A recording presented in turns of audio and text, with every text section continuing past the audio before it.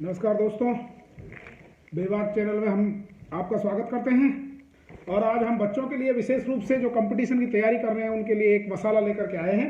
क्योंकि प्रसंगवश महाराष्ट्र में इस समय क्या हो रहा है, राज्यपाल और मुख्यमंत्री के बीच में ठनी हुई है, ऐसे ठनती रहती है। इसलिए भारतीय व्यवस्था इस प्रकार की है, जबकि जानबूझ करके क्या होता है यहाँ पर, वैसे ट्रांसपेरेंट सिस्टम को फॉलो नहीं किया जाता है।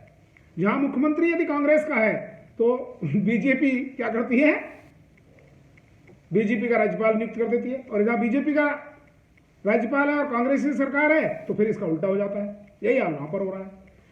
वास्तव में होना क्या चाहिए, मुख्यमंत्री की सलाह से ही राज्यपाल की नियुक्ति होनी चाहिए, क्योंकि सरकार चलाना है। लेकिन राजनीतिक मंशाएं जो होती हैं, वो राजनीतिक मंशाओं के कारण से ऐसा ट्रांसपेरेंट सिस्टम जो है फॉलो नहीं किया जाता है। होना यही चाहिए, बल्कि होना तो यह भी चाहिए कि विधानमंडल की जो अनुमति है, विधानमंडल की भी अनुमति होनी चाहिए और तब जाकर के और राज्यपाल की नियुक्ति की जानी चाहिए। अदरवाइज तो सिस्टम चरमराता रहेगा, एक दूसरे के ऊपर आरोप प्रत्यारोप लगता रहेंगे और नुकसान किसको होता है, अल्टीमेटली जनता को होता है। ये नेताओं का कुछ नहीं बिगड़ता है। ऐसे कई आयोग भी आ चुके हैं और उन आयोगों ने विभिन्न प्रकार की सिफारिशें करी हैं। बेसिकली जो जब कानून व्यवस्था चरमरा जाती है तब जाकर के, और संविधान के अनुच्छेद 355 और 356 के तहत जो है राष्ट्रपति को राज्यपाल सिफारिश करता है कि वहां पर राष्ट्रपति शासन लागू कर दिया जाए। लेकिन यहाँ तो छोटी छोटी बातों के ऊपर ही जो है राज्यपाल राष्ट्रपति शासन की सिफारिश कर देते हैं। तो ये सिस्टम जो है बहुत गलत है और इसमें आमूलचूल परिवर्तन करने की आवश्यकता है। बल्कि होना यही चाहिए कि राज्यपाल एक बार 5 साल के लिए नियुक्त किया गया है तो 5 साल तक उसको हटाने का कोई प्रावधान नहीं होना चाहिए। इसमें कोई निरंकुशता नहीं आने वाली है, क्योंकि इस क्रम में अब तक जो है 3 आयोग तो अपनी सिफारिशें भी दे चुके हैं मित्रों। पहला आयोग बना था इस संदर्भ में वेंकट चलैया आयोग। वेंकट चलैया आयोग जो है 2002 में बना था और इस आयोग ने अपनी एक सिफारिश करी थी, बहुत महत्वपूर्ण सिफारिश में यह बात रखी गई थी कि मुख्यमंत्री की सिफारिश के साथ राज्यपाल की नियुक्ति की जानी चाहिए, यानी मुख्यमंत्री से सलाह मशूरा अवश्य ही किया जाना चाहिए। ये वेंकट चलैया आयोग ने 2002 में कहा था। इसके बाद में एक दूसरा आयोग आया था, पुंछी आयोग।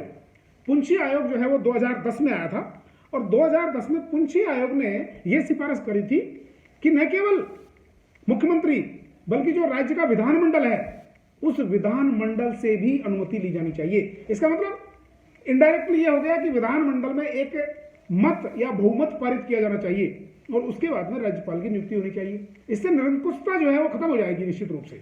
ठीक नहीं है ये, क्योंकि मुख्यमंत्री वास्तव में जनता का प्रतिनिधित्व करता है और राज्यपाल जो होता है वो राष्ट्रपति का एक नुमाइंदा होता है। कोई बात नहीं है यदि विधानमंडल से अनुमति ले ली जाए, जैसा कि पुंछी आयोग ने सिफारिश करी है 2010 में, और वेंकट चलैया आयोग ने मुख्यमंत्री से विचार विमर्श करके और फिर राज्यपाल की नियुक्ति की जानी चाहिए, इसकी सिफारिश करिए, तो इसमें गलत कुछ भी नहीं है। तीसरा आयोग इस क्रम में जो है सरकारी आयोग भी बना है और सरकारी आयोग जो बनाया गया था, ये बनाया गया था 1988 में। सरकारी आयोग ने यह कहा था कि राज्यपाल जो है एक बार यदि नियुक्त हो गया 5 साल के लिए तो उसको हटाया नहीं जाना चाहिए जब तक कोई बहुत विषम परिस्थितियां नहीं हो जाएं। यहां तो छोटी छोटी बातों के ऊपर जो है विषम परिस्थितियों की कहानी बना दी जाती है। अब महाराष्ट्र में क्या हो रहा है, महाराष्ट्र में ऐसी कोई व्यवस्था नहीं बिगड़ी है कि वहां पर राष्ट्रपति शासन लागू कर दिया जाए। सुप्रीम कोर्ट ने भी इसके ऊपर परसों अपना फैसला यही दिया है कि एक छोटे से अभिनेता का घर टूट गया या ऐसी कोई घटना घट गई, छोटी या बड़ी, इससे कोई ज्यादा फर्क नहीं पड़ता। यदि किसी का घर टूट गया या कोई इस प्रकार कोई बात हो गई है तो इसका मतलब ये नहीं है कि कानून व्यवस्था चरमरा गई है। बहुत सी चीजें हैं उसमें देखने की। इसलिए सरकारी आयोग की सिफारिश बहुत महत्वपूर्ण है, जिसने ये सिफारिश की थी कि किसी भी कदम पर, किसी भी कीमत पर 5 साल के लिए राज्यपाल को नहीं हटाया जाना चाहिए। और मैं समझता हूं इसके ऊपर यदि आप श्वेत पत्र जारी करके और आम जनता की राय भी ले ली जाए तो भी आम जनता का जो फाइनल निष्कर्ष है वो यही निकलेगा कि राज्यपाल जो है वो 5 साल के लिए नियुक्त हो गया तो हो गया। और निश्चित रूप से उसकी नियुक्ति विधानमंडल की सहमति से और मुख्यमंत्री के से विचार विमर्श करने के बाद ही उसकी नियुक्ति होनी चाहिए। तब जाकर के हमारा जो लोकतंत्र है इससे कमजोर नहीं होगा, इससे लोकतंत्र निश्चित रूप से मजबूत होगा। इसलिए दोस्तों, जो भी भाई बहन हैं कंपटीशन की तैयारी कर रहे हैं, हमारे बेबाक चैनल का फ़ायदा उठाइए।